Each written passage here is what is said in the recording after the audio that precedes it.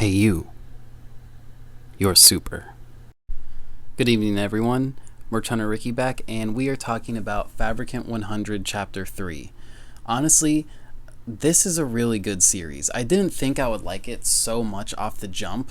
Normally it takes me a little bit to like a series, but this one I've just really acclimated to very quickly.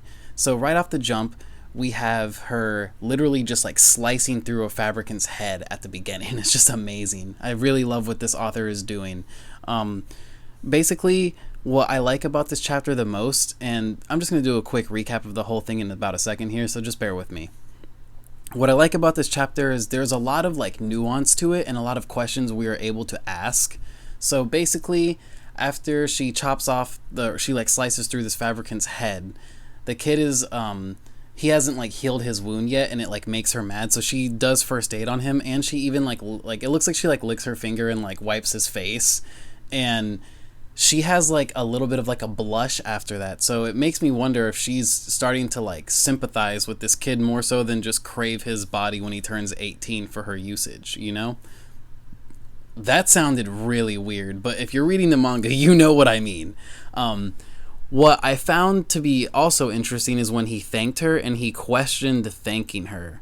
Like, why am I caring about this fabricant's feelings who literally killed my family? Well, I personally think she looks like his sister. Now, I could be wrong, but I think this doctor will be a member of the Yao family, and he tried to make people like his fabricants, like his family, I mean. Like, he tried to make the fabricants like his family. So, pressing on forward with the chapter, she leaves. Fabricant 100 leaves him to go take off, like to go throw away his bloodstained shirt or something like that, while he ponders how ineffective it is looking at the news for source of fabricant behavior.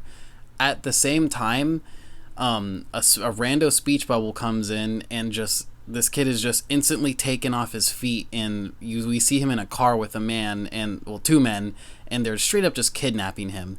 Now the kid, Ashibi, immediately starts questioning them and stuff, and the guy holding Ashibi is like, you should have just explained things to him sooner. And the guy driving, I think it said his name was Luca. Well, regardless, he has the ability to just like port scenery around, like not port, like teleport basically, but it looks like a little bit more targeted teleportation. Anyways, as he's teleporting around town, spreading like Ashibi starts to spread his own blood everywhere so that Fabricant 100 can track him down, which honestly made me think, like, why aren't other Fabricants in on this? But they could have just not been in the area, you know. It's really not a big deal. I really enjoy that he immediately started wanting Fabricant again, because it just gives you more questions to ask. Like, why does he care about her so much? Why does he want to live up to that deal? The guy then explains to him that there are people who already hunt Fabricants, and he wants him to stop doing that, to forget about the revenge for his family, and to just go on living his life. And immediately Ashibi is like, no man, hey, I need to take down Fabricants with Fabricant 100, which I like this. I like that he has an appreciation for their duo, and it looks like they're growing closer and closer by the day. Who knows if we'll get a reveal that she is his sister, or that the doctor is part of the Yao family. It's just my personal theory, and we don't really have much to work on. It looks like these two guys are the guys from the end of the previous chapter, and I also enjoy that. Too bad they bark up the wrong tree, though, because as he tells them to stop, the kid just rips his chunk of his flesh off with his teeth.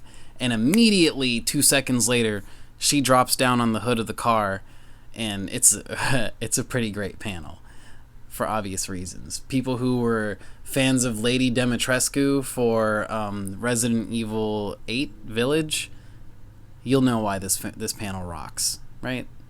Mommy, I'm sorry. Mommy? No, I'm just playing, But seriously, this guy has barked up the wrong tree. So unless that Gojo looking dude that's holding Ashibi down has some powers, I personally think these guys are going to get roughed up, if not killed, next chapter. Because that's really the way this manga is going. Just all gas, no brakes. This guy isn't introducing many side characters, yet he's not really introducing negative plot points that take away from this, yet.